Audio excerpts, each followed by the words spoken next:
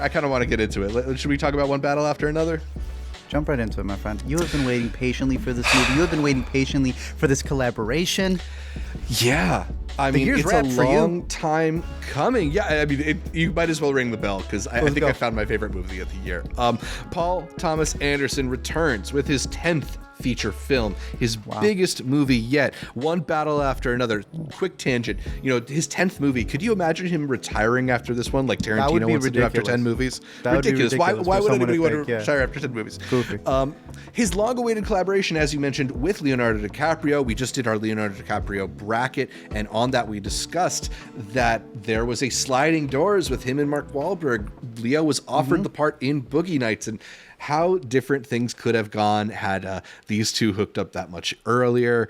Right. They are finally together in this package. The say from $140 million to $180 million, depending on which entertainment reporter you believe, budgeted package. An action adventure about a band of ex-revolutionaries on the run after their nemesis resurfaces, partly based on Thomas Pynchon's Vineland. This is PTA's second adaptation of a Pynchon novel after Inherent Vice, but this is a very different type of Paul Thomas Anderson film. Look, I've made no secret about my biases toward Paul Thomas Anderson. This is my favorite filmmaker. This is a holiday for me that we're getting a new one of his movies. Since I fell in love with movies, there have been 7 different Paul Thomas Anderson movies released, and a couple of them are 5-star classics to me, but I think 3 of them are films that are so inscrutable and complex that when I first watched them, I was intrigued, but I didn't fully appreciate them. Then there's 2 movies that I think are amazing, but not necessarily movies that I love in that same way. And then there's Junoon. Shout out Junoon. I enjoy Junoon, but it's that it's thing Junoon. keeps popping up, and I'm like, what is this? And then I pick it up, and I'm like, okay, now I know. That's right. Yeah. This is the first time where I've sat down with a new Paul Thomas Anderson movie, and I was just on its wavelength from the jump. Everything worked for me, and I was elated from start to finish. This is a really wild ride, and it is just so thrilling to see a filmmaker on Anderson's level working in this mode, making these incredible set pieces in things that I didn't know he was quite capable of doing, making a story that feels really ripped from the tensions of modern day in a way that a lot of filmmakers don't really touch. I was trying to think about there's a lot of people comparing this movie with Eddington already because they are so centered in the modern politics. But beside Ari Aster and maybe Midsommar vibes, Alex Garland, these are the only major filmmakers who are even talking about this stuff, venturing to have any kind of commentary on what's going on today. They are worthy of the comparisons, which we'll probably make later. It's just been an interesting conversation how those movies get brought up. In bringing up Eddington and everything else, it's funny to see which ones they misunderstand and which ones are actually kind of explaining more. If anything, Eddington was a perfect primer leading up to this. Yeah, and it's interesting, too, because both Ari Aster and Alex Garland, filmmakers who I really, really love, are much more heavy-handed in the way that they integrate the politics into the movie.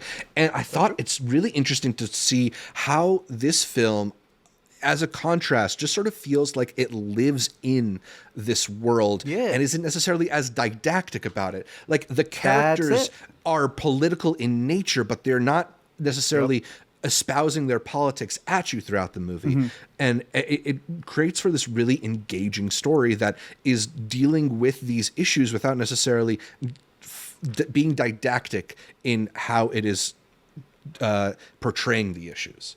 Yeah. I don't know. There's so much about it that's thrilling. It's also just a really great movie. It's a really fun time. It's hilarious, and Leonardo DiCaprio is so good in it. There's so many things to talk about. I've been hogging the mic. What did you think about One Battle After Another? It's a blast, dude. I was looking back at some of the movies that he had recommended coming into this, and I'll just say that that there's a River Phoenix movie that I think is running on empty, which is pretty much the same premise as this, and it just shows River's 100% a person we should still have to this day, because a lot of the movies that we're watching now, that boy was an influence. You had even mentioned with his brother being a freaking collaborator with Paul Thomas Joaquin. Anderson. How different this movie would have been with Joaquin. Talk a little bit about that Yeah. here, because we talked about it in the bracket, but I mean, this is Yeah. a review right here. Well, we talked about his previous adaptation of the Pynchon novel was Inherent Vice, right? So he's already put Joaquin. Have you read either? I've not read any Pynchon. I gotta get in there. own what is it? Is it Infinity Rainbow, Gravity Rainbow, something like that? And I've tried, but he is a particularly like dense writer, and it was just hard for me to penetrate. But I'm gonna give it another try. The most respectful way to approach to adapt him, the most respectful way is to disrespect him, is what he said. Yeah, I mean, from what I can tell, this adaptation is a lot less faithful to the novel than Inherent Vice was. There are certainly elements that are lifted, but whereas Vineland was set in the 1980s, One Battle After Another modernizes that, and it starts in like 2008, 2009, and then has its jump forward in time to basically present day.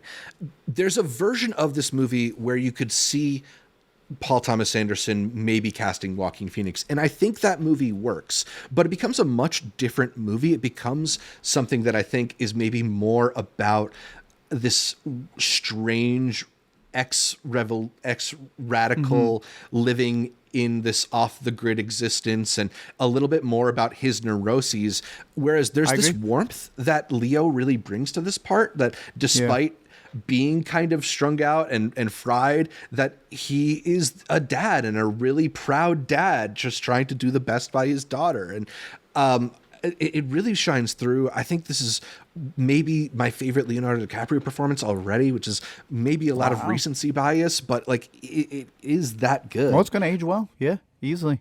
I've heard people say that this is kind of like the Big Lebowski gets inserted into James Bond, and that's not honestly entirely I went immediately to go watch Big Lebowski afterwards. Yeah. That movie's aged beautifully, and it is 100% all over this movie as well. And that's what I'm saying. It's like, I know a lot of people want to take it very seriously, which you should. There's really deep topics in this, but I love how people are talking about like the white supremacy. Like it's a theme that needed to be discovered. It's pretty straightforward. I don't think it's a complex puzzle piece. It's just an emotional drive of a movie. You had mentioned a couple books from Pynchon.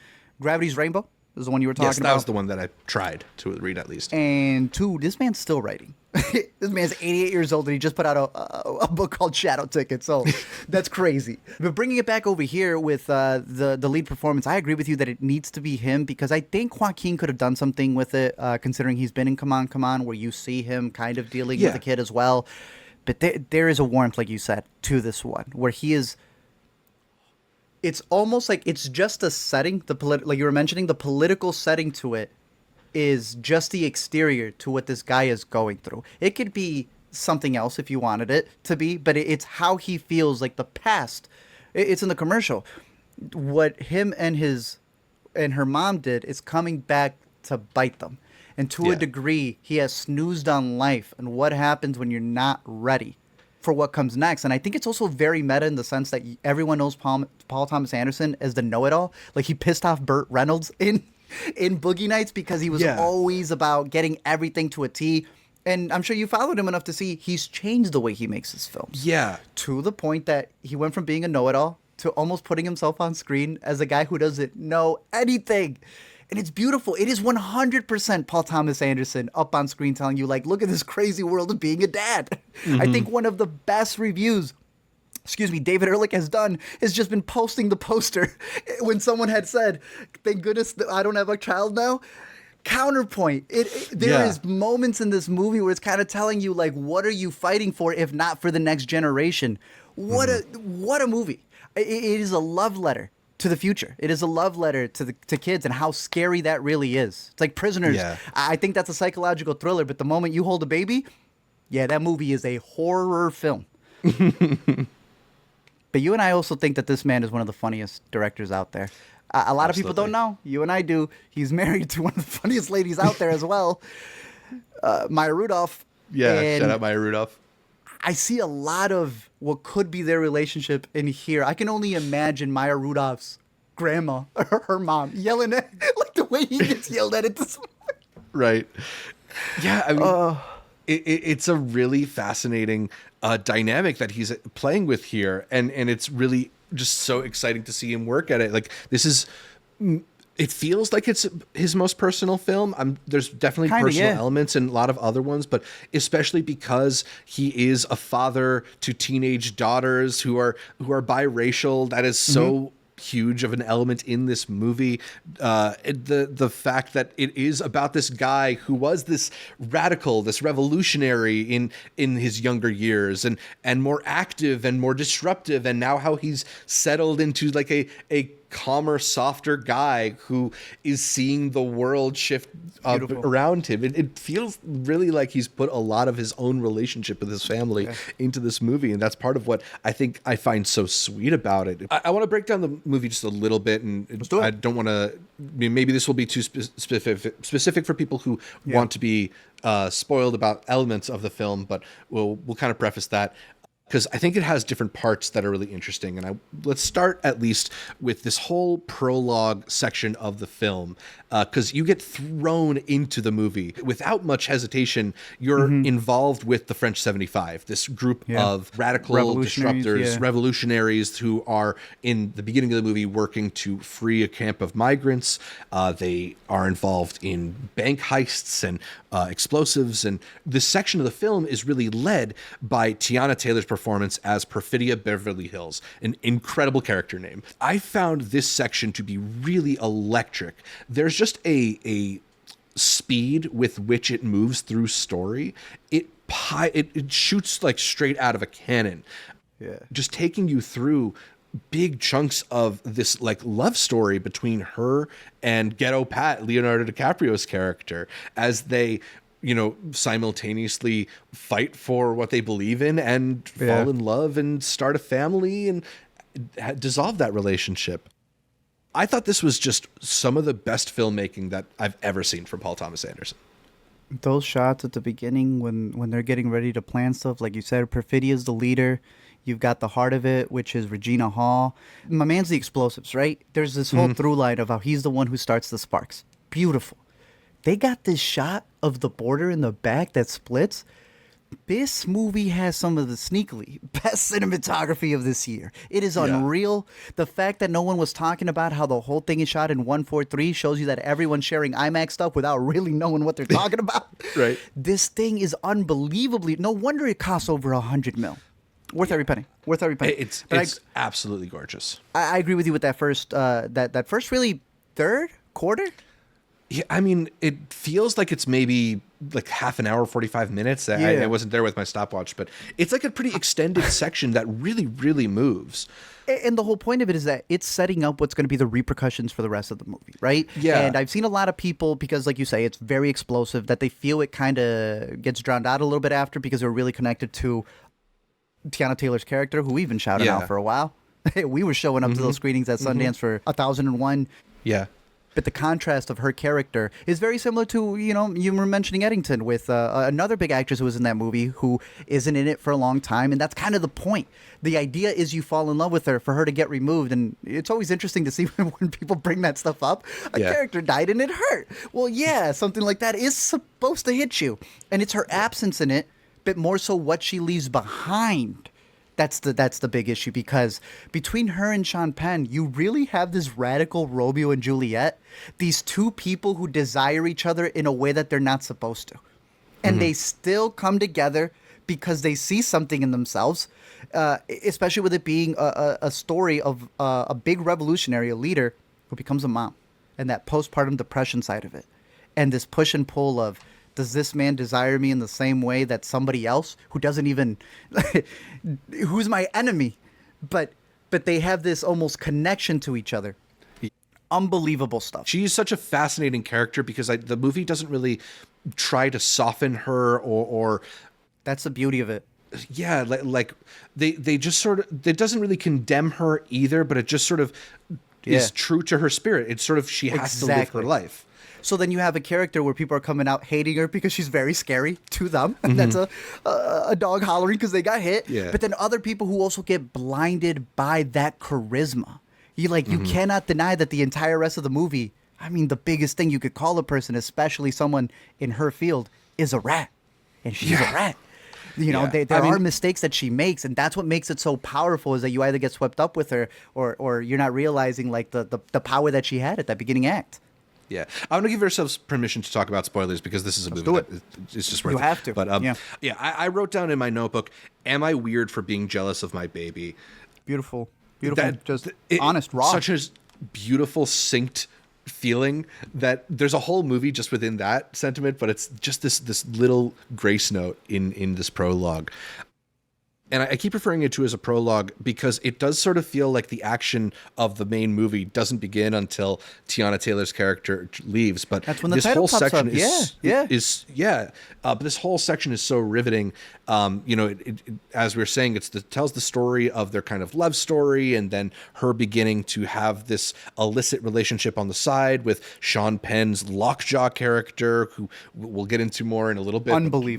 Unbelievable performance in that He one, gave too. himself a standing ovation, Zach. When he appeared on screen. But yeah, as you know, as Perfidia sort of drifts from her responsibilities as a mother and reimmerses herself in the war of being a revolutionary, it culminates in this really intense sequence where things go wrong at a bank heist. And quick shout out to Jungle Pussy, who is amazing in this movie. I've loved her in Support the Girls, but it's a fun little reunion here in Regina Hall, but she gets a great little monologue here. True. And then we get a intense car chase from or escape from the police sequence. And this is when it was clear to me that PTA was doing something that he had never done before, because there's just like an intensity here, an edge of your seat quality to these sequences that is unlike anything he's done in his career. Agreed. And also is some of the best action photography that we've had. I mean, it feels ripped out of The French Connection. I was about to say that, bro. That is the epitome of how to shoot a scene. And I think Regina's been calling it, it's like, imagine a movie in where it's a chase scene, but they don't even switch lanes. And just the beauty of not just that first one, but especially the one that's been making the rounds that everyone wants to take that shot of in IMAX. It feels like you're in water, but you're in the desert. It feels like waves, and you don't know what's going to be around the corner. Very, very Jaws-like. Incredible stuff. The mashup of genres that he does in this movie is just him firing at all cylinders. And I really like how he's talked about how he's had this one in the books for a minute. He's kind of been writing it. He's been working on it in pieces for 20 years now. Exactly. And he says some like really nice things about, I wasn't going to make this movie until I got Willa involved. So really the movie was waiting for her. And in reality, when you think about it, like, he didn't even have kids when he started writing. So the idea of it even being Willa and that being someone you would go for, like, really, that comes to fruition later on. But I love how he says, looking back at what I had written, it was very much a story of how different are you from 20 years ago.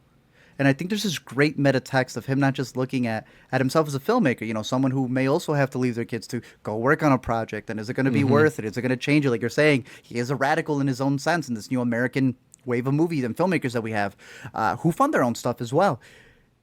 The fact that he's also kind of saying, you changed so much in 20 years, but don't y'all forget I'm still that man PTA. And he shows it. It's fantastic. It is really amazing stuff. So yeah, that last sequence is unreal with the whole things going, chase just fizzling out. That overhead shot from the helicopter of Tiana Taylor running. Tiana Taylor, by the way, a great cinematic runner. Like, she looks real fast at top speed. 1001 as well. Yeah, Tom Cruise. Yeah. I know he gets name dropped in this movie for a reason, dude. Yeah. And then, obviously the French 75 starts to dissipate as she turns rat. And there's that really incredible sequence where so many of them are taken out. I mean, a lot of times wig getting blown straight off. Unbelievable, bro. And then the movie sort of retreats to back 10 Cross, and we get a jump in time 16 years into the future for what feels changed. Basically like the first act.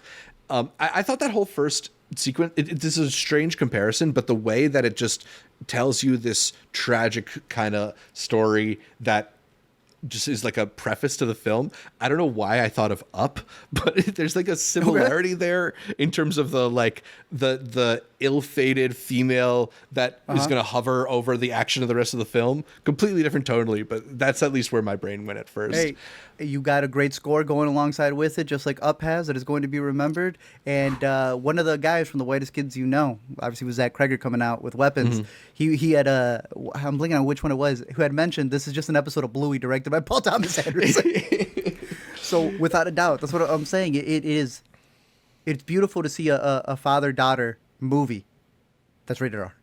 Yeah, and then it does shift into that kind of father-daughter dynamic when they're in Backton Cross, living off the grid, Improving off each Leo other, in full emotional dad mode at the PTA meeting. Crazy, bro. No, I love the little bits, like he's watching his stuff on VHS because he really hasn't updated anything. Battle of Algiers. One of the really nice notes was sometimes I like seeing people complain about a movie because then it reminds me like, oh, okay, what did you miss there? They were complaining about his robe. It's the robe she wears in that iconic shot when she's pregnant. Yeah. Come on. A really beautiful touch. touch. It's beautiful because they're like, why doesn't he take it off? It's like, because he's still wearing her. Like it's still with him. And again, Big Lebowski reference. Fantastic. Beautiful. Mm-hmm. In one of the interviews I was listening to Paul Thomas Anderson about, he was talking about how he feels like this relationship between now Willa and Bob, after they've changed their names from Cheyenne and Ghetto Pat,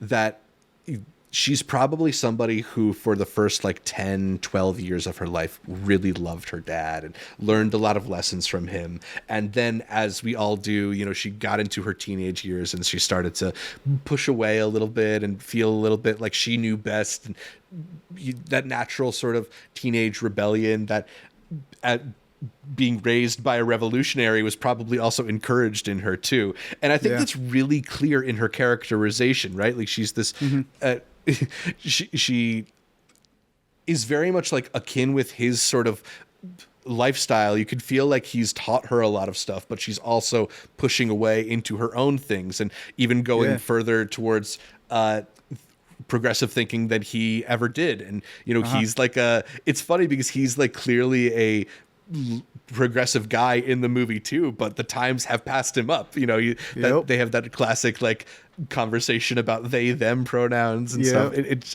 just all really endearing here. It feels like Paul Thomas Anderson's version of a sitcom. Literally. And for a second, after watching some of the stuff from DiCaprio in his early days, I almost felt like, is this just DiCaprio riffing? This is what he would have said. But what you're describing there is that to a degree, the older she gets, she's parenting him. She's checking up on him. What time did you get home? How did you drive home? I'm not going to pick you up from a post that you ran into. And it becomes this back and forth of who can parent the other better.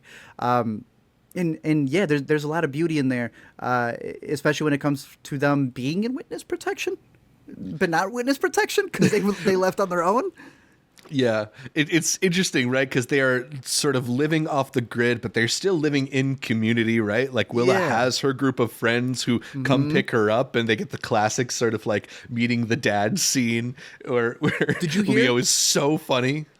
All of them were just picked up from a school. That would not surprise me at all. Are actors. They were messaging them going, did we make the cut? Did we make the cut? The store lady later on, the nurses that he has to deal with. Yeah. This man's casting went full Safdie, bro. Unbelievable. The interrogator is an actual former military interrogator whose sole IMDb credit is One Battle After Another. They asked him, how are you so mean? He said, no comment. I said I wouldn't bring it up either. Oh, deal. So this whole section sort of continues into when Willa and her friends leave towards the dance. And I think for me, the movie really lifts off from Earth the second that Regina Hall emerges in the bathroom. Yeah. That's when things really feel like they lock in and he takes you to another planet. Great casting on her as well, to be able to flip who we know as a comedic actress, to just show care in every scene. There's just something about her out of the entire group where you can trust her. Because when we were talking about everyone trying to be nice, I heard my mom was this, I heard my mom was that. She cuts it to her straight. I love your mom. I could lie to her, but I joined this group to tell you the truth, and I'm not gonna stop it there. Yeah, your mom did do that stuff. Fantastic pickup when she comes in. Yeah. I love her so much as an actress, but you're right. Like, it is a different type of performance from her. And just the second you see her face, like she looks like she's carrying the weight of the world on her shoulders throughout this movie. She's so concerned, really just good. has this sort of protective quality about her. Incredible, incredible work. And probably the least dialogue she's ever had in a movie. Yeah. Which is fascinating. So that's beautiful. Just, Also, I gotta mention one of the quotes when the group comes in. Your dad's pretty aggro. We've been saying that so much. You're pretty aggro, bro.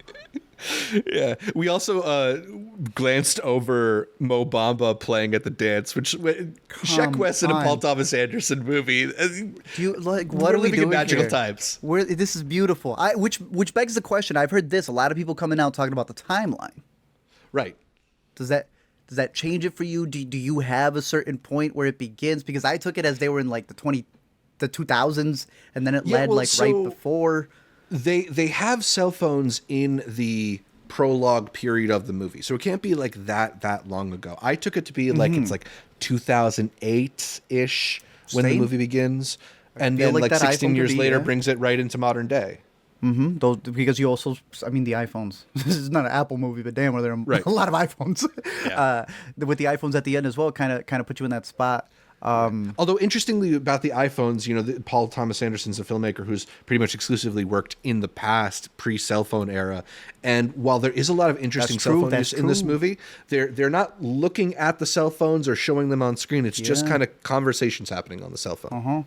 And we'll get to that because that is a big through line, even that leads to the ending. But I think what people fail in terms of trying, because I've seen, people wanting to answer that question, but they're answering it with the idea of like, when can I pin it against what administration? And I think that voids the fact of a line that Perfidia, I think, says herself, 16 years and nothing has changed. It doesn't matter who's involved. That's not what it's arguing. Like, it's saying that things won't change no matter who you have right there. It's deeper than that. It's deeper than that. So, yeah. Shout out Mo Bamba. Is this the part where we have to start talking about the Christmas Adventurers Club? Because we've gotten a little bit deep into this movie without mentioning the gang of Tony Goldwyn and our boy James Downey. James Downey. What a pull from Paul Thomas Anderson. We were texting about that after the legendary SNL writer of Jim Epstein, the financier fame. The financier? Everyone in this room is now dumber. I can't believe that he's casting people who specifically are there to make you burst out laughing. I'm not. Yeah. We can say the line that he says at the end. I don't think that's gotten a bigger laugh in a press screening for me than the interaction with him and Sean. Unbelievable stuff. But as you know, Paul Thomas Anderson was the one who really lifted up Adam Sandler to show people, no, he's got acting chops. And who was a person alongside Adam Sandler coming up but him? One of my favorite Adam Sandler clips from all of his movies is the one from Billy Madison. And now we have it in a Paul Thomas Anderson movie. Like, it's incredible. What's the chicken spot called? Lickin' Chicken? Quicken Chicken? I love those nuggets. Also, banger of a line. Banger of a line. That entire piece of it, I've heard him mention a lot of Get Out as being what he considers another really big American film. And I feel like that's also another one where you take the context of, this racial issues in the U.S. and in particular, how he's able to take that and make it very sci-fi-ish, as you know what happens in Get Out. And here he does the same thing in where he's taking something very serious and makes them complete and utter buffoons. The idea of it being Christmas, because what else would they want but a all-white Christmas? And the saying being Saint Nick, all hail Saint Nick, sounds way more evil than it should. It's great because it's both conspiratorial and evil, but it is like undercutting them and making them, as you said, kind of buffoons and making fun of them a bit as well. It's a really interesting choice and very, very notable too in a movie that is as politically charged as this one, that the enemy is this sort of like fascistic, state-aligned white supremacist force. Like, this is this is a movie that's also a big celebration of black women and features black women prominently in a way that no previous Paul Thomas Anderson movie before this one has. And I think all of it is like very calculated and really, really smartly executed as well. Just in really effective in its points. I got to bring this up because some people feel that in making them goofy, they're undermining the seriousness in these groups that are out there. How do you feel about that?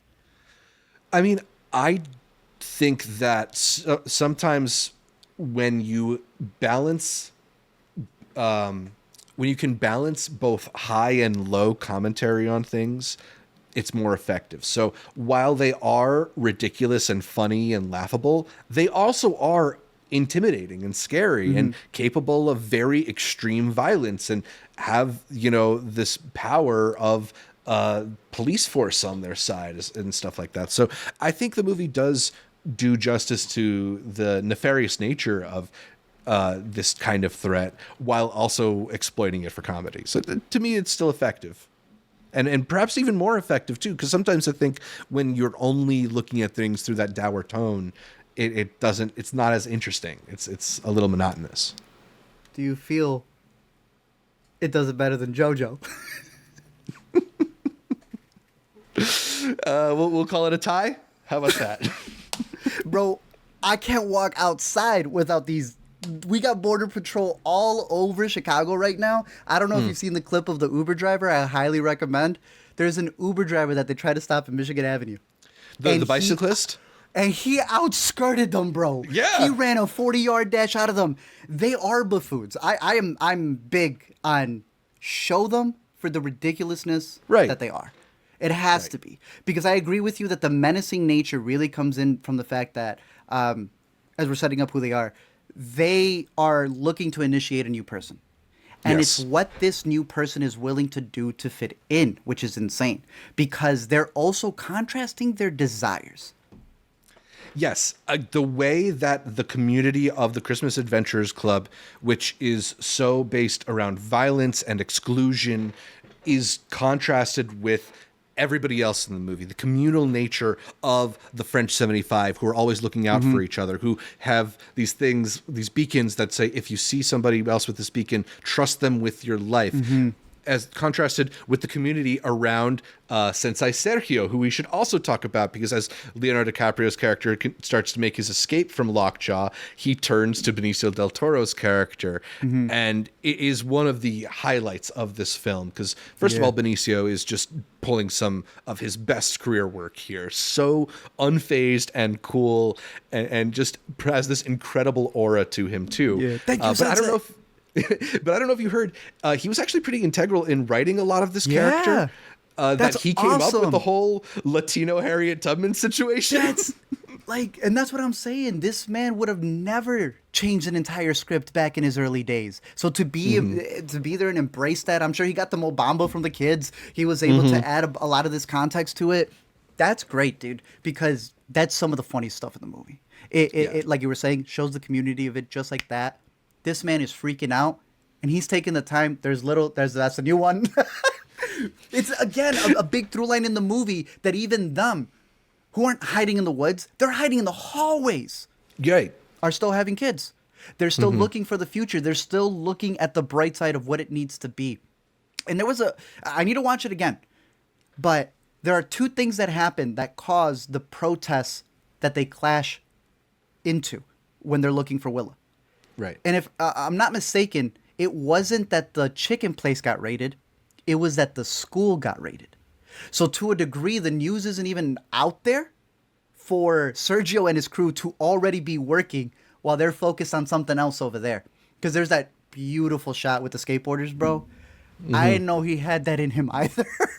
Yeah, the rooftop escape sequence is so good. Although I do, before we even get there, there's that extended 5 minutes where Leo is just on the phone trying to get the password. We haven't talked about any of the stuff with Comrade Josh yet. Let's do it. Because people continue to see this as it's just going after these people.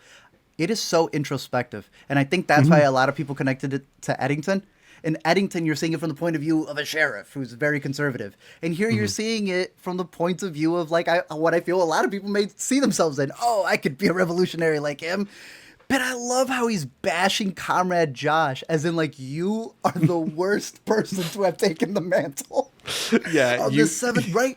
The semantics of it. What a lot of people waste their time arguing about today instead of getting the job done. Paul? Exactly. Thank This you. man I know is a lot hero. of people missing it. They are missing it, but Paul, beautiful stuff. Only Paul would be able to get away with stuff like that. And I think, like you were mentioning, Alex Garland, Ari Aster, they know that introspection is also part of the battle. It's making sure that everyone is there, because there's a crazy through line where every single person who ends up ratting, for the most part, is because they were able to use someone against them. I love that character of the DJ.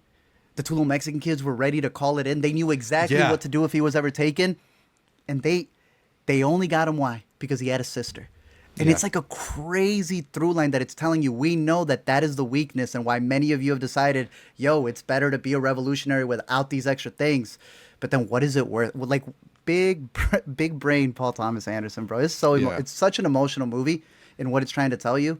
Right.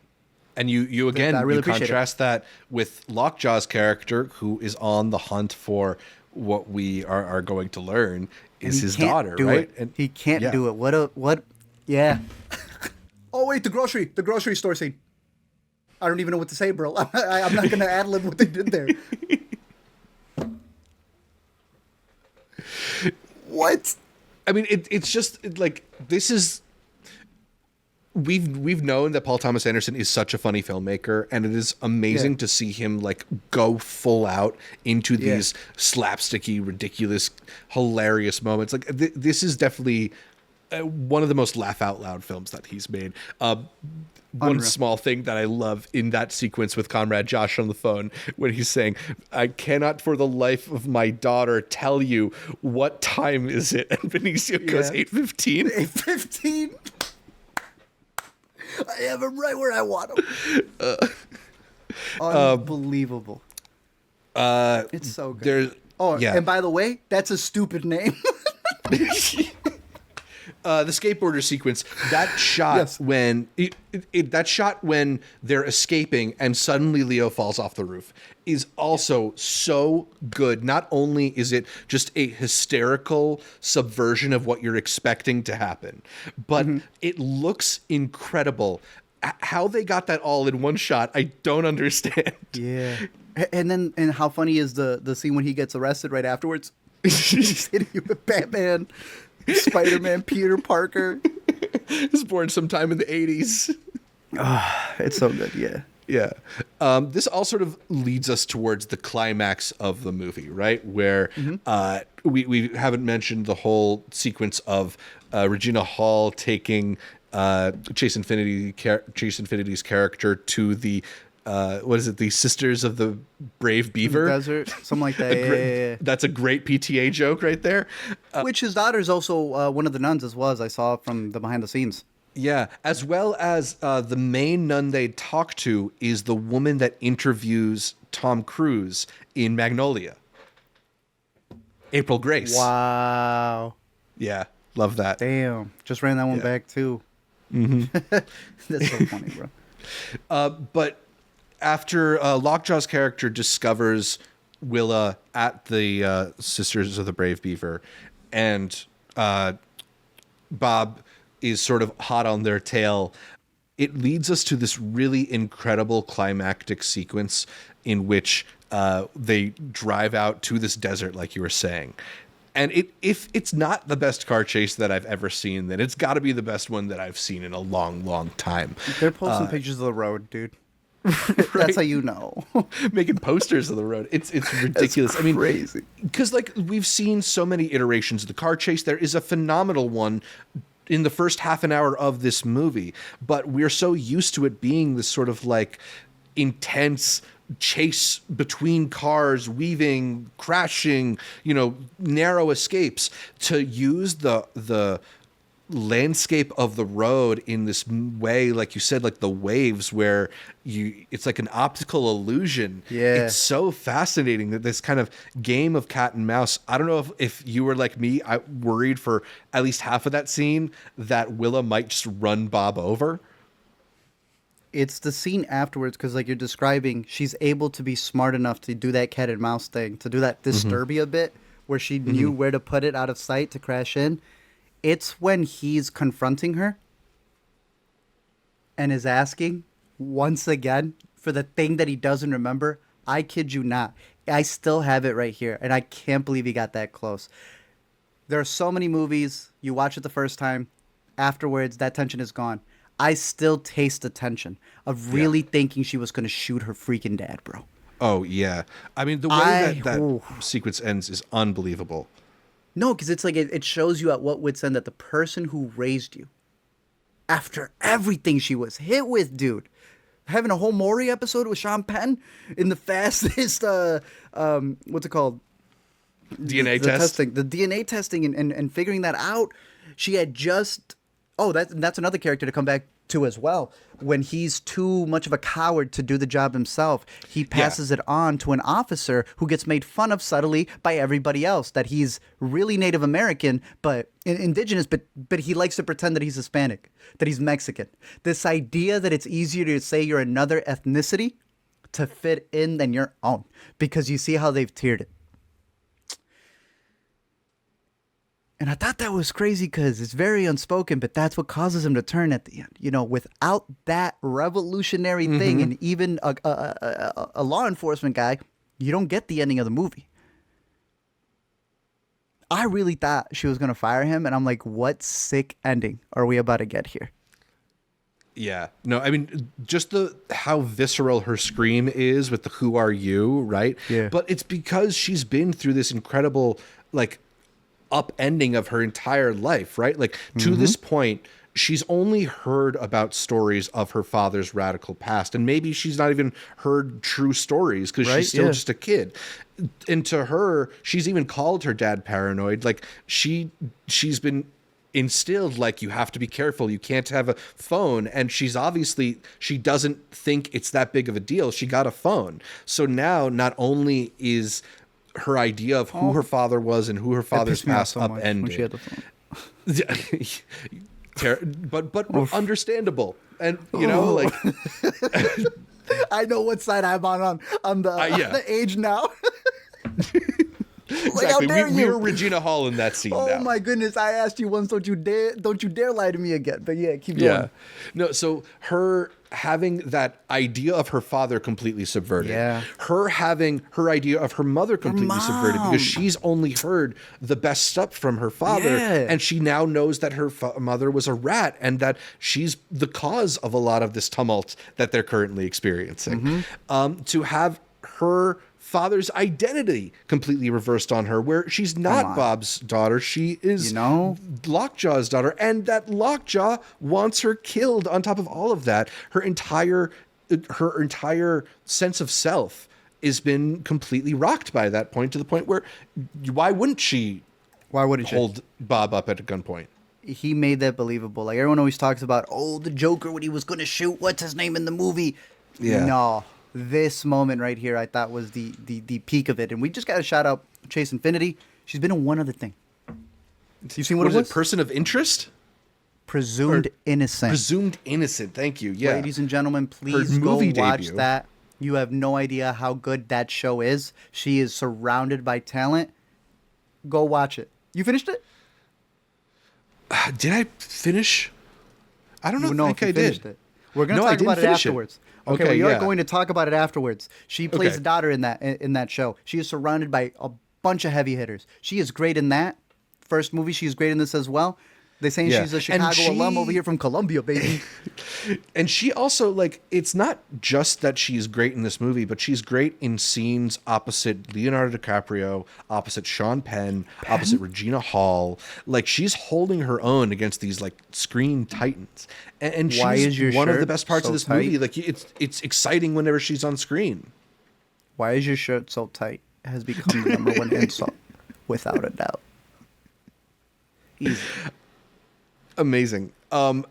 It also leads us towards the actual ending of this movie, which I find to be really, really beautiful. When the dust has settled and Willa and Bob are able to return back to their home in Bacton Cross, Bob gives Willa the letter from Perfidia, and we get the return of Tiana Taylor's voiceover. You know, it is that thing of like, you've been missing her presence in the movie for so long, and then you hear her voice again, and it feels so earned and like long time coming. And it is this really, really beautiful moment. Leo taking a very emotional hit off of his vape. But what I found the most inspiring about it is that the note that we leave Willa on is her listening to the CB radio and hearing about a protest in Oakland and going to try and help out. That she has experienced all this trauma and this the worst possible scenario for getting involved with this type of revolutionary action. And despite like literally looking death in the face, she still is committed to those causes that she was raised to believe in, that she is willing to continue to take on the mantle that her parents left to her. And that's when Paul Thomas Anderson chooses to play Tom Petty's American Girl, which is not a song that I think I particularly highly of. I'm not a Tom Petty guy, but him recontextualizing that song to be about a radical biracial freedom fighter who probably shares a strong physical resemblance to Paul Thomas Anderson's own teenage daughters. I just thought that was one of the sweetest things that I've seen in a movie. I thought that was so beautifully done. And yeah, it's just a really, really gorgeous movie. That's the heart of it right there. Yeah. Not to mention, like, it's a lot of stuff that you went through to still keep at it. But when you dance with the devil, kind of proves God is real. Like, even more reason. Like, I went through it. These guys are for real. Yeah. I love how at the end, because my take is that this boy never did anything. This man truly is on the sidelines the entire time. Oh yeah, for the most it's part. a very Lebowski-inspired move in that sense too, because all of this action kind of happens around Bob Peterson, Around but him. he does basically nothing to get Willa back. And then you're going even farther to the idea that he was babysitting a child that wasn't him. So, like, he was parenting someone from the outside. It wasn't his. You know, he was always so focused on working on his stuff. So there's that scene in the trailer where he's so focused on the bomb and she seduces him. Then she can't seduce him. Same shot, great framing, but he's got the baby in his hands. And she gives that speech that you were referring to earlier. Yeah. Just the idea of having somebody with the Sean Penn character, who we also did not mention how he goes. I don't know if you wanted to mention that, because unbelievable to get what he wanted the entire time and then it be his death trap. All that for a corner office. Just when you think that the lockjaw has been dispensed in a really gnarly car accident, like a very Breaking Bad him? frightening. Yeah, he pulls off his own Gus Fring and marches down the road. But we didn't talk about that walk he has either. I've seen people say that it's like very Vince McMahon inspired, but it is such a funny walk. That like shoulders out thing he's doing. Yeah. But yeah, they bring him back, and James Downey shows him to his office. It's his final resting place. Everyone in this room has now been gassed because of you.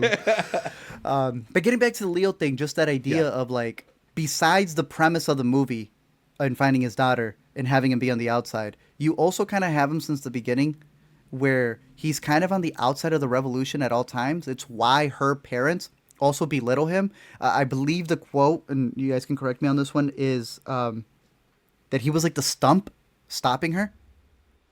Because she comes from a line of revolutionaries and is like, what are you? There's a funny scene early on where he does his whole like, screw the police, and he's doing all this stuff, and they're like, wait, get inside the car. And then he's doing it at the end as well when he's saying, Viva la revolución. There's this whole concept of, because Sergio is his daughter's sensei, they're not really friends as much as they are acquaintances. But Sergio, who's keeping his revolutionary stuff in the background, sees him as a fan. And there's this just beautiful dynamic between the two of them where he almost damn near wants an autograph. He wants to see this guy. Like, he is meeting his hero that he's heard about. We should take a selfie. literally. And he's like not there. Like he's got to throw him off the car. He's got to do a lot of the stuff for him. And it's almost like this man was just along for the ride. And even in that, he's I don't know what's that saying about Paul Thomas Anderson with like what you were mentioning, that he's made all of these movies and now he's getting into a state where he's telling a story like this. And if that's almost him saying, if I just been on the sidelines, I feel another Anderson has done the same thing with Asteroid City. What's the other one y'all love? Or work in Asteroid City, I guess, as well. But he did also just work with what's his name? Benicio and Phoenician Scheme, yeah. Yeah. Benicio having an excellent year. So I feel like they're reaching that point in their careers where they're like, I've always been on this wavelength. What happens if I were to give my spin on something like this? Yeah. And I just find his character to be fascinating because he's getting yelled at by his daughter at the beginning of the movie to stop smoking, get off the couch. And he still ends smoking on the couch. Yep. Which I'm sure PTA can relate to.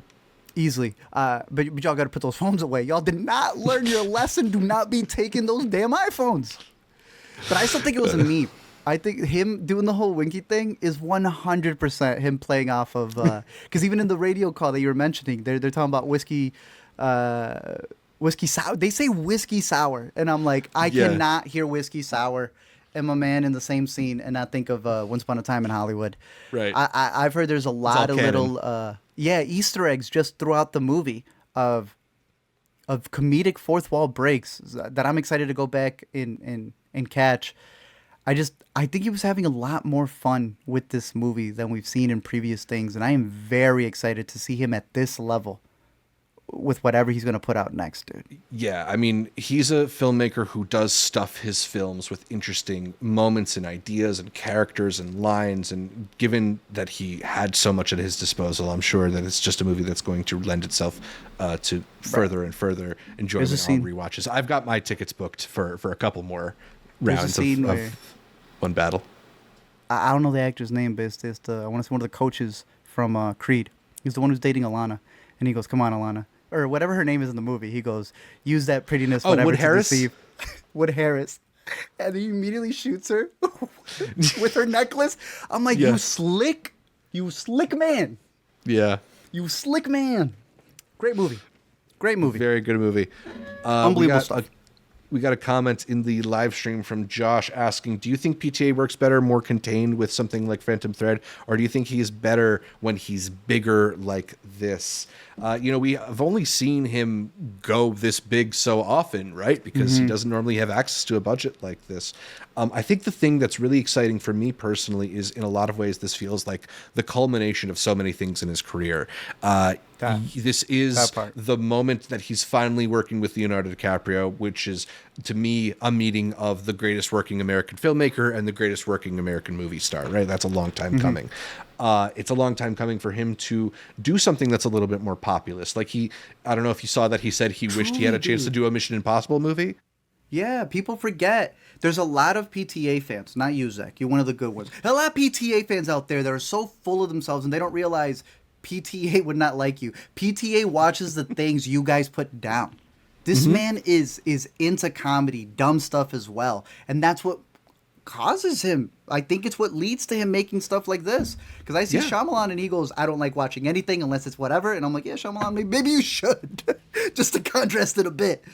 Because he made the much better daddy-daughter movie, in my opinion. It's not even close. Oh, yeah. It's not even close. It's not close. And that's the thing, right? Is that, like, I think there's a concern about, like, if Paul Thomas Anderson tries to be too populist, tries to be too mass appeal, is he going to lose what makes him special? And what's so cool about this is, like, he didn't. He did both. It's actually unbelievable. There are a lot of other people who may try something like this and epically fail. I think we've seen them in recent memory as well. But I'm a mix of both. Phantom Thread is still one of my favorites. And that's the thing too, right? Like, I think The Master and Punch Drunk Love are his best movies. So it's like, but then again, There Will Be Blood is a fucking masterpiece. So you heard it here first. I saw Zach's list. One battle after another mid is what Zach said according to the list. I got a fifth. That's right. One of my favorite tweets, I think from last year, or probably when the first trailer came out, was just saw someone put a Paul Thomas Anderson movie last on a Paul Thomas Anderson bracket. Yep. I love that tweet. Love that tweet. It's just, it's that he's had one banger after another. Now, you've seen this. As you read this question, you've seen it in VistaVision. So tell me. I have, yes. So Dirty Mother Townsend commented, I watched one battle after another over the weekend, and my only disappointment was not watching it in IMAX. The car chase was amazing. So this has been the much ballyhooed distribution methods. They shot this film in VistaVision, similarly to Brady Corbett's The Brutalist. But this film forgot about that, bro. Yeah. Yeah, this film is being projected in VistaVision, though, which is rather unique and has not been done in almost 50 years or whatever it is. It's only being projected. There's a reason why. Exactly, right? It's only being shown in 4 different locations in VistaVision: in New York, in L.A., the Vista Theater, in Boston, and in London, I believe. And as far as I can tell, it has failed in 3 out of 4 of those theaters so far. Well, in Boston, we know it was the Merry Christmas Clubbers who did it for sure. I mean, exactly, yeah. they blessed that screening. Well, so I interestingly enough, I read that Boston is the only one of the VistaVision theaters that it's doing it reel to reel and not off of a platter. So maybe that is the reason that it is working better for them. I don't know. The point being that, like, it's not going super smoothly, and maybe you get lucky and your screening goes off without a hitch. I'll say that for my screening, it paused 20 minutes in, and I was really worried that was it. Luckily, they got the movie back up, and it was pretty fine. I also felt that the whites were flickering a little bit in a way that I found a little bit disorienting, and I've heard other people mention. Yeah, you heard me mention that for Licorice Pizza 5 years ago, where people wanted to get mad at me because we have this thing of, like, don't speak ill on the projectionist. I'm sorry to say, they're fully involved in it. It's not a button pressing. There are some who are trained, and sadly, I don't even want to blame them. But we don't have enough movies for you to have been, to get the practice in. It's gonna happen. Yeah. These bulbs need to be updated. People don't want to be honest about it because we want to promote the medium. I've heard some people had a better experience with their VistaVision screenings. Maybe they are just sort of, like, I walked out with somebody who was like, "Oh, feel so blessed to have seen that," and it's like, I was sitting at the same screening as you. It didn't go perfectly. Thank you. But like, that being said, like, it is. Some people like the novelty of it, right? Like that. There is maybe like some novelty factor worth seeing it that way. I know I'm planning to see it on a couple of their different formats to compare.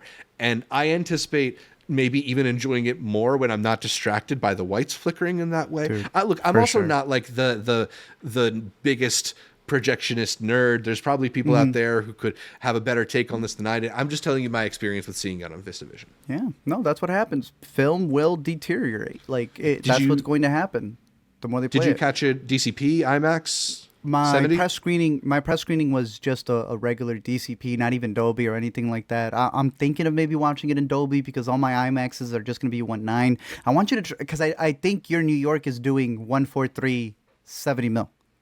Yeah, so I'm going to Lincoln Square tomorrow to catch it on 70 millimeter IMAX, and then I also have tickets later in the week to catch it on regular 70 millimeter. And then I'm maybe going to catch a Dolby if I feel like it. I think you should catch a Dolby or at least because I don't know what theater you would have, a 1.43 digital. I think 1.43 digital has been somewhat like my Nope 1.43 digital screening and our Dunes 1.43 digital screenings are impeccable. Yeah. I got to see where I got to see where it's playing 1.43. Yeah. But I think it's obviously like cool when you can see it in its proper format, you got to proper see it in ratio, and that's stuff fire. like that. That's what's on the poster. But I still think like it's not necessarily a thing that people should be like really frustrated by not living in a city without VistaVision. Like it's not. No, you should. It's not like I hate myself every day when I wake up because they took Mars. I mean, it'd be nice if there was IMAX and 70 millimeter screens available in more locations, everywhere. But that's a whole other thing. Yeah. That's our battle after another. But hey, for my press screening, they were nice enough. They gave me a little Leo thing. Hopefully we end up in some commercial, but they had this bad boy out there. And they had the whole bit. They had robes that they were giving out. So while I didn't get to see it in a 70, we got one of these little That's sick. One battle after another. Very nice. And of course, Zach. Amazing. Of course, Zach. I got one for you, my boy. I got one for you. Come on. It's your one movie. It's your one movie, sir. It is the battle that I want the most. So I'm glad out of everything, bro. I know you don't care about the rose crab thing. hey. I mean, I'll take it too. Look, bro. I know how bad you want the him magazines they were giving out. But I know you needed this one right here, bro. So I got man. you. That's awesome. I'm really excited to have that beanie. I'm actually thinking about doing a little bit of Bob Peterson cosplay for Halloween this year. I think that's the easiest. It's a pretty easy one. Weapons, bro. It's not just an easy one, bro. It's so comfortable. That's the thing, right? It's a perfect. Like I don't have to try that hard. I get to be comfy all night. It's my movie. Like it's perfect. I like the meme sightings. Have you found the dude who's dressed like him at your screening yet? And there's like, there he is, and it's so easy because you got this, you got a robe, and then take the 3D glasses from the IMAX. Perfect. You're done. You're set. Awesome. Let's just talk a little bit about the performances before we move on from the film. Sure. You know, we've already talked about a couple of our favorites. Are there any others that we should highlight? Ones that you think should be in contention for Oscars? I mean, I would love to see everybody get nominated for sure. We'll see how that rolls out by the end of it. But if I had to get some lock-ins, I would like to see Tiana Taylor get recognized. I don't see how that doesn't happen. Plus, I feel it's a thing the Oscars the first 30 minutes of that movie. Supporting? I think so. We played this game with Leo.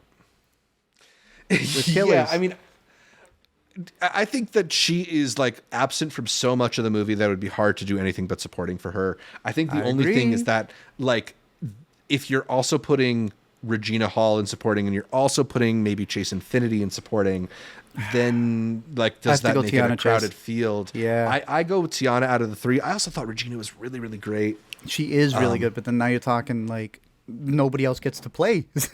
Nobody else gets to submit. Yeah. It's Sean Penn for sure, without a doubt. Yeah, I would love to see Benicio is amazing too, but he is amazing. But and I'm just gonna say this: I love everybody who keeps going. I actually like Benicio more than Sean Penn. Ain't nobody asked you to evoke Sean Penn, so that's you admitting that Sean Penn is a stand. Sean Penn's crazy. Yeah, one of my favorite comments I got back was, "But he's not acting though. That's just how he is." It's such an unreal. Like I forgot how good of an actor Sean Penn was, and I think Alina's annoyed with me going, "Uh-oh." What he does after the paternity test. Man, the way he just like licks that comb too before fixing his hair, disgusting. That was scary. That disgusting. Yeah, that was weird. Crazy stuff. How much do you care about the box office of this movie? Because it made just shy of $50 million worldwide opening weekend. How much? 50. It was over 20 that was domestically, a projection, right? Yeah, it was like 48 worldwide. That's not bad, dude. Nah, like it's just because the movie costs a lot. My only worry there, we talked about it in the Leo bracket, was that he's been funding these movies all the way back to Wolf of Wall Street. Mm-hmm. And sometimes, it's some shady people who are going to get you $100 million. And you got to pay those people back. So for Leo's sake, please go see one battle after another. Yeah. I like the joke where they're like, the program, how many formats? They're just trying to get all of people the to see it more times. See it. Jack those tickets. Is important. We can't deny it's not important. Like you said, I wouldn't call it a sellout quality, but the fact that it's been in Fortnite, you can play levels of this in Fortnite. Right. I would have never gone to a Paul Thomas Anderson screening where they're giving out stuff like this and paying people to be dressed like him. They are trying. And I think that's also indicative of the message that it's telling you. Do not be a Comrade Josh. Get the message out there. Get the movie out there. Let it be seen. And yeah, I think that's awesome. And I'm very curious to see what he would do next. But I got to ask you this question adjacent to box office. And it's more what his following performance would be with what our comrade Josh was asking us too. Would you want to see him continue doing these type of movies or make that Mission Impossible jump?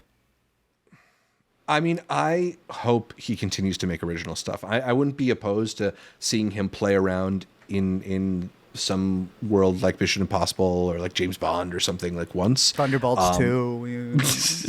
Maybe not Marvel. I should have said Shang-Chi. That's funny. Damn it. Yeah, that would have been pretty bad. Black Panther 3. It's just that like there's no... there's no Mission Impossible movie that touches my love for his original films. And there's not a lot of filmmakers I can quite say that for, but he's on that short list where it's just they are bring it down for you. Yeah. And like I'm kind of there to see whatever he wants to do because he clearly has a better insight into what he should be doing than I do. Yeah. But I would like to see him at least get the chance to play with big budgets more because he, cool. He uses it, right? Like Yeah. we've seen so many movies where they say, oh, this one cost $200 million or whatever. And it's like, why? You're like, why? Nobody shares a single image. Yeah. And here they do. You feel the craft here. It's really, really well made. Yeah, everything's on screen. That's for sure. And I think Mufasa 2 is what I'm rooting for. That would be a great pathway into the Disney tentpole for him. I'm not too worried about this movie's box office. It is already his second highest grossing film of all time. It will probably pass There Will Be Blood next weekend, if not the weekend after that. And I think, the reviews have been so positive. And this movie is likely going to be nominated for several awards, if not win many of them. And then have a resurgence as it usually does. Yeah. Yeah, it's going to do well on VOD. It's going to be re-released in theaters. It's going to drive people to watch it on HBO Max. Yeah, Fortnite money. Paid it back.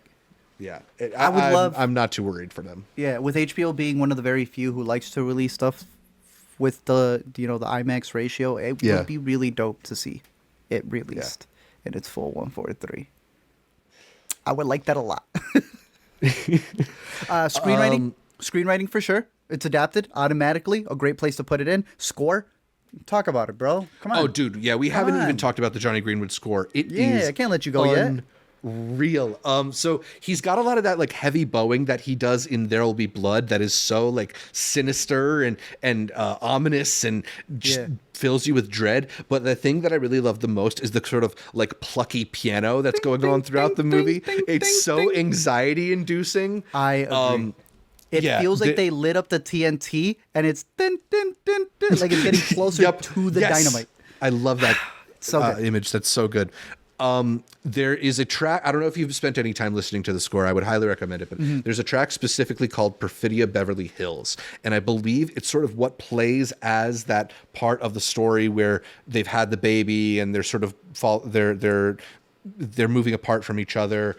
And it's this sort of like tragedy incoming type of sound. And he does this thing where he just sort of goes up and up and up and up and up the scale. It starts really low and it gets like ear-piercingly high. And it's like you can feel the tension of the song just ratcheting up and it wants to break, but it never quite does. It is really, really beautiful stuff. And I don't think I've heard a better score all year. Has Johnny Greenwood won an Oscar? I don't think so. I want to say no. There's no. You would have heard his speech. You would know his speech for sure, yeah. It's only a one-time nominee for second-time nominee for score in 28 for. Come on, better be. 2018 would be Phantom, right? Yeah. That's my personal for favorite. Phantom Thread and for Power of the Dog. Ooh, that was a good one too. But I love the score in Phantom Thread. I was watching it because I got like a 4K copy of it. Mm-hmm. I'm not gonna say I wasted an hour, but like, damn, I was just, bro, an hour passed by. Yeah, I love that movie. Love that movie. So good. Yeah, incredible stuff. What else is there to say about this movie? Cinematography for sure. Yes. So Oscars categories. It's picture. It's in there for sure. Director. I would be very surprised if it doesn't get in. Yeah. That would Actor. Yeah. Leo, I would be so surprised. Yeah. It's an incredible performance. Well, who do you got beating him right now? Like, who are our best actors? That is a good question because I don't think you've had a couple more Oscar movies that you've seen. Yeah, with the stuff that I've seen at TIFF. Yeah. I mean, it's interesting because I don't know if there's anybody that I saw at TIFF that really blew me away. There's some people I haven't seen Smashing Machine yet. Some people liked Dwayne Johnson in that. He's decent. He's not. I just saw Anemone, the return of Daniel Day-Lewis. We'll talk about that movie in a little bit. That'd be great for him to finally beat him. Right? But you don't think he's going to get knobbed? I don't think that Daniel's going to win. He might get nominated. I don't think it's a winning performance. All right, let me hit you with some right here, unless you got some. I got them in front of me. Right. A lot of people are saying Timothée Chalamet for Marty Supreme. Nobody's seen that movie yet. But nobody's seen that movie yet, so who knows? I feel like it'd have to be really, really good. That is a matchup, bro. Yeah, the inheritor to Leo's throne, perhaps. There's also Jeremy Allen White in. There's also Jeremy Allen White in the Springsteen movie. Sure. Some people think Michael B. Jordan in Sinners. Jesse Plemons in Begonia is supposed to be really, great. He won at Venice or something like that. Mm-hmm. I saw George Clooney and Jay Kelly. He's great, but I don't think it's the kind of performance that's going to like win an Oscar. Bit sneak in. I wouldn't be surprised. It does seem like a pretty crowded year. It's very crowded. Yeah, so I would predict he doesn't get it, but I wouldn't be shocked either. Okay. What else? Yeah, we'll talk more about Jay Kelly. Those are the front runners for actor, at least. So I think Leo, it's probably between Leo, Timothy, and maybe Jeremy Allen White. Maybe Jesse Plemons. You saw Secret Agent. I see him popping out a lot. Oh, Wagner Moura. Yeah, he's also very good. Yeah. Not enough to beat him, though. Not enough to beat him, in my opinion. All right. Colin Farrell. I know you saw Ballad of the Small Player. Nah, not for that one. No I Other love Colin, Choice. but no. It's really good, but it would be surprising. Okay. I'm going to hit you with my dark horse. Yeah. Rivals of Amaziah King. I don't think it's coming out this year. They're going to do the people dirty like that? I think so. Yeah. That's. Oh, we were that's lucky. A shame. Damn. Yeah, that's we got real shame. lucky. Damn. Best actress, I don't know if there's a contender because they all seem more supporting to me. Maybe Chase Infinity, but I don't know if she would make it. Cinematography getting nomination for sure. It's maybe the best looking movie of the year so far. Production design has to get in. Best adapted screenplay has to get in. Has to get in. Best sound, probably, maybe. Yeah. And editing. Best editing for sure. Best score for sure. Supporting actor Sean Penn. Supporting actress Tiana probably. Best documentary. Best documentary short. and maybe it gets in for costume design. Maybe it gets in for makeup and hairstyling. I feel like those are more on the fence. Maybe. Do you think it gets into the new best casting category? It's an incredible cast, both of great Hollywood actors and unknowns, non-actors. And non-actors. That alone, I think, is like everything you need. I don't see any reason why I shouldn't. Yeah. So that's 12 nominations for this movie. It could be a real juggernaut. That's a lot. All right, let me hit you with some of the ones that I'm seeing right here for supporting, because that's the big one, right? In terms of Chase Infinity. Yeah. Tiana Taylor, if they end up putting her there, she's gonna go up against the Wicked Girls again, which I don't see it. Sentimental Value. And Weapons, which has been getting a big push as well for Amy Also, Madigan. Gwyneth Paltrow and Marty Supreme is a possibility. Emily Blunt in The Smashing Machine. But just the idea of, how's Laura Dern in... Jay Kelly? Jay Kelly. Probably too small of a part to be nominated. Okay. She's good, but... Because that's what I'm seeing here is like real character actor performances. Like just out of left field type stuff. So we'll see. Oh, Emily Blunt. She was decent. I thought she was very good in Smashing Machine, but we'll see. It's gonna be tight, dude. Exciting to see how this all shakes out. I'm just excited that it feels like it's finally happening. You know, like I've been on Paul's corner for so long, and yes, you have. Look, that doesn't make me unique. A lot of people love Paul Thomas Anderson, but it's just exciting that it seems like this is really the year where everybody recognizes it, and that's good. It's his Oppenheimer moment. It's his Oppenheimer moment. Exactly that. All right, we talked a lot about One Battle After Another. Thank you so much for indulging me. I'm like a Make-A-Wish kid or something like that. But